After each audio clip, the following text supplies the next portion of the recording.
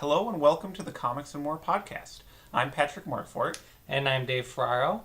And this week we're going to begin a series of webcasts talking about some of the Marvel Now books that are going to be released over the next couple of months. Marvel Now is kind of Marvel's answer to DC's New 52, where they're relaunching a lot of books with new cool concepts, top-notch creative teams. So yeah, this week 2 debuted, Uncanny Avengers and Red She-Hulk. And we'll start with Uncanny Avengers, if you want to talk about that. Sure. So this is the cover to Uncanny Avengers #1. And right away you can see that Marvel is taking kind of a different approach to the design of a lot of these Marvel Now covers, which I really liked. So it's a more interesting looking comic book, especially in terms of the logo on either side of the cover there. So this is the launch book for the Marvel Now event or project, whatever you want to call it. So this is a book, obviously, that mixes X-Men and Avengers characters together on a single team in the wake of the recently concluded Avengers versus X-Men mega crossover. Which was kind of a launching point for a lot of this Marvel Now stuff that's going on. So this grows directly out of those events. It is written by Rick Remender and drawn by John Cassaday, who are, both really great talents. So I was really excited to read this book because I'm a big fan of Rick Remender's, especially his work on Uncanny X-Force, but I also like Secret Avengers by him, and I think he's a really terrific artist whose talents are uniquely suited to this kind of book. So I was really excited to read this book. Basically the premise is Captain America approaches Havoc, Cyclops' brother, and he and Thor, Captain America and Thor, propose the idea for this team, which is a mixture of X-Men and Avengers characters, as a way to kind of reach out to the mutant community in a kind of goodwill gesture, because Captain America feels as though he has not done enough to help the mutants, and that is part of what led to the events in Avengers versus X-Men, which culminated in Cyclops, Havoc's brother, murdering Professor X. So that is the event that everyone in this book is kind of dealing with, and we see Professor X's funeral. There's also a conflict between the Scarlet Witch and Rogue, who will also be part of this team at the Jean Grey School. So those two fight, but the battle is interrupted by some weird new villains that Remender is introducing here. And so while that's going on, Thor and Captain America and Havoc are fighting Avalanche, who is also working with these strange new villains who are all working for someone who's revealed at the end of this first issue. And Wolverine, of course, is in this issue too. He doesn't really get involved in any of the fighting at this point. He is sort of presiding over Professor X's funeral at the beginning of the issue. So while I was really excited to read this book and I enjoyed it, it was very well done, very well drawn. There's not too much more to say about it. They're just kind of setting up the premise here in this first issue. There's a little bit of action. There's a lot of dialogue. It was well done, and it all led up to a kind of gruesome final image in the last panel where the villain was revealed. But there's not too many surprises here if you've been following the preview material and the interviews and all of the hype and things that have gone into Uncanny Avengers and Marvel Now. So there's not really a lot of surprises yet. I mean, we know that this is a team consisting of Avengers and X-Men characters. We know who those characters are. We know why they come together. we knew all that going into this comic book. So there's not really too much, that you didn't already know. So I kind of feel like I'm still kind of waiting for Rick Remender's story to begin. So I enjoyed this issue, but beyond just kind of summarizing the premise of the book, I don't know that there's too much more to say about it at this point. It's definitely a setup issue, but I think you kind of need that with a team like this with it's such a different lineup, you know what I mean, of different characters. Yeah. And it really establishes the relationships between several of them, Mm-hmm. like especially Rogue and Scarlet Witch's relationship. Alex Summers Havoc as kind of a reluctant person, kind of like leading the team. Mm-hmm. So there's like interesting like interpersonal things going on. I feel like. And that has to be established before you just go right into the fighting. So I'm glad that they did that. Yeah, I agree. I think it was well structured. Mm-hmm. I just, I enjoyed it. I just, there wasn't anything that really like subverted the expectations that I had going into the book. You're right. There weren't many surprises. It's just kind of like it was laying it out, But that's not a criticism, you know what I mean? That was just my reaction. After having looked at a lot of the preview material and read the interviews and things like that, so it's not a criticism. It's just I just don't have too much more to say about it. But I am still really excited for this series. I think it's going to be a really great series going forward. Mm-hmm. I just love Rick Remender. I mean, I talked about how much I enjoyed his writing when we reviewed Uncanny X-Force in an earlier podcast. I just think he's terrific. And I think Marvel Comics is particularly good at developing talent, which is something that I think DC had done a little bit of with their New 52. But I think Marvel's just got like a really good system in place where you can kind of follow these writers' careers. And Rick Remender is like a perfect example of that, but Jonathan Hickman follows this pattern. They often start out doing their own independent comics. They'll come in on some of the more like kind of obscure, kind of quirkier Marvel books.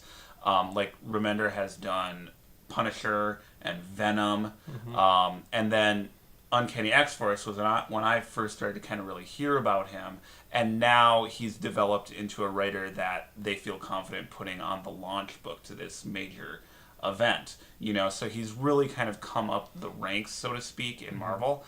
And I also think just as a writer, his talents are uniquely suited to this book because he's very good at like, just based on his Uncanny X-Force and Secret Avengers work, assembling teams of diverse characters who you wouldn't think would go together, but he makes it work and he makes it really dynamic and interesting and often very funny. There's not a lot of humor here in this comic book. They're very much dealing with the death of Professor X, but I hope that's something that Remender will inject into this book because he's good at that. He's good at coming up with cool storylines. And he really knows Marvel's complex history and continuity and is able to use it in his stories to like construct some really exciting, compelling narratives without being bogged down by that continuity. That is true of Uncanny X-Force. That is true of Secret Avengers. So I think he will bring that sensibility to bear on Uncanny Avengers. So I just think it's like, not only is he, I think maybe for me, at least the most exciting, one of the, if not the best writer working at Marvel right now, but he's, I think, uniquely suited to this book, which has an interesting premise of bringing these two teams together. So, I definitely enjoyed it. I'm definitely looking forward to reading more of it. I haven't read a book by Rick Remender that I haven't enjoyed. Cool. Yeah, there's a lot of grisly, like, weird stuff going on in there. Yeah, well, that's another good thing he does. Is, like, he puts a lot of, like, horror in his books. Like, I read an interview with him just today that just went up. He talked about he liked to inject, like, horror imagery into superhero comics. And he thinks it's more interesting to do that than when you encounter it in, like, a horror book because you're not necessarily expecting it. So, like, the beginning of this book the end of this book are very like gruesome, but it doesn't. It's gratuitous, but in a good way. You know what I mean? Just I don't know. It's hard to explain, but it's not. It doesn't seem inappropriate or out of context as the excessive violence in some superhero comics can sometimes feel. There's just something a little bit edgy about Remender's work, but I don't know. It works for me. Yeah, and the group of villains that they encounter at the end, I think it was like they were like really well designed like villains. They look like it's like a bunch of villains that I really want to get to know because they look really cool. Yeah, they look cool really and cool scary and strange. So I think I think it's going to be a great book going forward. So I'm looking forward to reading more. All right. Well, the other book that we're going to talk about today is Red She-Hulk. All right, and this is Red She-Hulk number 58. It actually took over the title Hulk that Jeff Parker was also writing, and he pretty much just moved in a new direction with Red She-Hulk with this issue. And penciling this issue, Carlo Pagalian, I probably said his name wrong, and Wellington Alves are sharing penciling duties.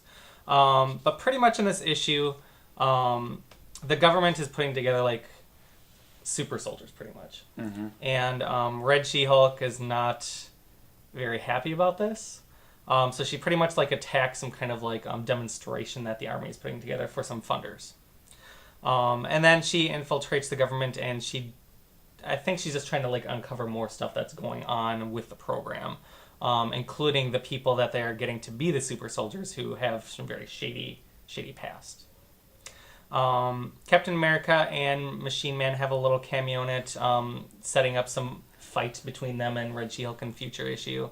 But this one is pretty much setting Betty Ross, who is Red She-Hulk, as kind of like a mysterious figure. Like, you don't know why she is so focused on this right now. We don't know what her intentions are. Even like Captain America and Machine Man aren't really sure, like, because it's kind of like not really like what she's done in the past. But I know Red She-Hulk, in other things that I've read, is a really fun character. She's a little off her rocker a little bit. She likes to hit things. She likes to get down and gritty, and ironically, the other Hulk characters are more of the reasonable voice compared to her. A lot of the time, it seems like. So I'm not really sure what she's doing in this. But obviously that's something they're going to flush out in future issues. There's a decent amount of action in this one, but I mean it's pretty straightforward what happened in this issue. No big surprises or anything like that, but Jeff Parker is one of those writers that's really hit and miss for me.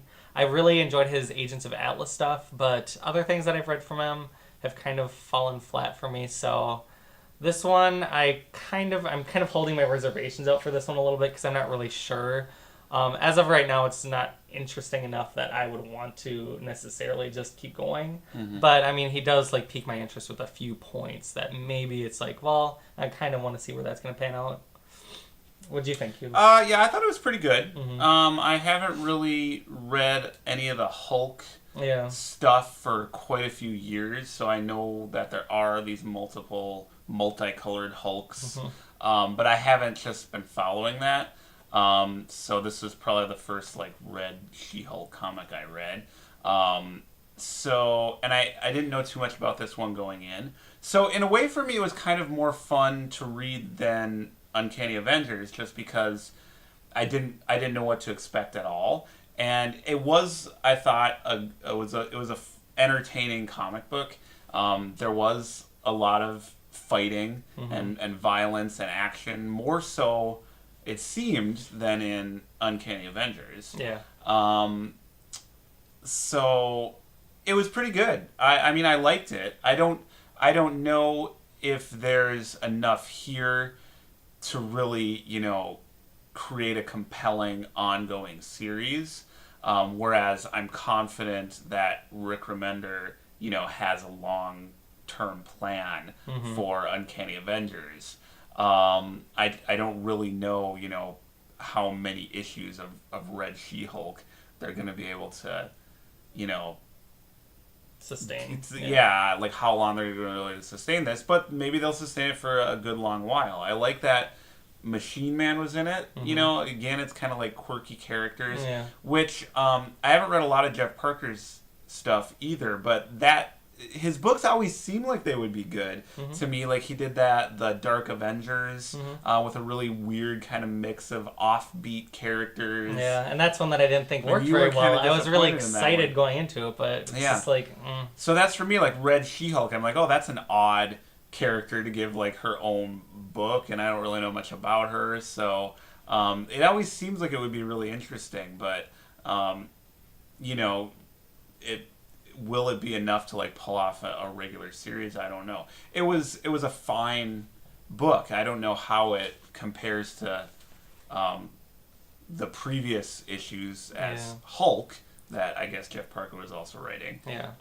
But it was fine. I don't know. Is it going to be like a kind of a buddy cop thing with like Machine Man and Red She-Hulk, or that could be cool. Is Machine Man just like in this first story arc, or you know, I don't really know. So it was like a comp. It was like, you know, what a lot of the new DC 52 number ones were, which were you know, competently executed, entertaining comic books.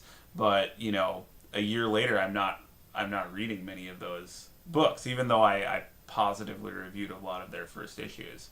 So you know, Red She-Hulk is good. I mean, but I don't know that it's. I don't know. I guess I don't. It's fine. It's a fine comic book. Yeah, Betty Ross is one of those characters where, you know, we know her, you know, a little bit, but there's not really like a really cool path. Like they haven't done a lot of cool things with that character necessarily. So I feel like the creative team can really, like they have like more wiggle room to do really cool, interesting things with a character that's kind of an unknown. You know what I mean? So there's more potential for things to do. Like you can't drastically like alter things that are going on with Wolverine. You know what I mean? Like he's pretty much like, you can't kill these characters off, you know, stuff like that. Yeah. Like there's wiggle room with Red She-Hulk to do some really cool things with her character, do but some weirder stuff with it. I just don't know if Jeff Parker is going to go there. Yeah. I just can't really tell with this issue what it's going to be like. Yeah, that's the thing. It was almost like disappointingly straightforward. Yeah. Like you almost expect it to be quirkier or weirder, but it's basically like Red She-Hulk fighting the military. Yeah. You know, which we've seen enough Hulk fighting do military. that. You know. Again, it's not anything bad, but this is essentially the debut issue. You know what I mean? I feel like books kind of have to make a case for their existence in those debut first issues. So while I enjoyed this perfectly well as an action comic book, you know, contrasted to something like Uncanny Avengers, which was very much like, this is a new idea, you know, this is why these characters are coming together, this is why this is happening, you know, I don't know that Red She-Hulk really made much of a case for its own existence as a book. I do kind of like that Red She-Hulk just kind of took over Hulk's comic book, you know what I mean? There's no new number one. It's just like, okay, Hulk story's done for now. We're moving on with this. And I've really liked a lot of Hulk comics like over the years, recently. And I've liked the injection of these new different Hulks into the mythos, too. It seems cool. It seems like it could be a cool idea. Yeah, so. But again, I just don't know about this comic yet. We'll have to kind of see. We'll wait and see. Yeah, I mean, you know, it's always with first issues, it's always kind of a wait and see. But, you know, I'm a lot more confident in Uncanny Avengers than I am in something like Red She-Hulk. Yeah, agreed. So, there you go. But I'm excited about the Marvel Now stuff. Yeah, I wish Marvel had come up with this idea before DC, because I feel like people will feel like it's just kind of like their version or a ripoff of DC's The New 52, which it is, but, you know, I mean, you know, The New 52 was hugely successful, so why not? I mean, Marvel would be stupid not to do their own, but also improve on maybe some of the things that DC maybe got wrong with The New 52. And personally, I think Marvel is better than DC. They have... But I mean, really, like, it's such a nerdy argument, but I could really, like, lay out an objective case. I think historically, Marvel's been a lot more interesting, but, like, right now, I just think Marvel has a smarter editorial approach, better creators, and more interesting, diverse books. You know, there's kind of a sameness to a lot of what DC does, and some of it's really good, and some of it's really bad and a lot of it's in the middle. But there's nothing really quirky and out there. There's not like a Wolverine in the X-Men. There's not like a Wolverine DC. in the X-Men. And it wouldn't fit in the universe either. You know, at Marvel you can fit those like cool, interesting titles. Yeah, I feel like Marvel, there's room to do kind of different, kind of diverse takes on characters, and DC just seems like it's all kind of in the same style, you know. So I really hope that I'm excited about a lot of these Marvel Now books. A lot of them sound really cool. So you know, I'm glad that we're reviewing them because we did a whole month of DC. The New 52, yeah. So I think we should do at least we should do at least like 4 episodes of the Marvel Now stuff. Yeah, and we will definitely have more coming up on Marvel Now. Yep. Cool. Okay. All right. Well, thanks for tuning in this week, and we will have more Marvel Now stuff coming up. Thanks. Bye.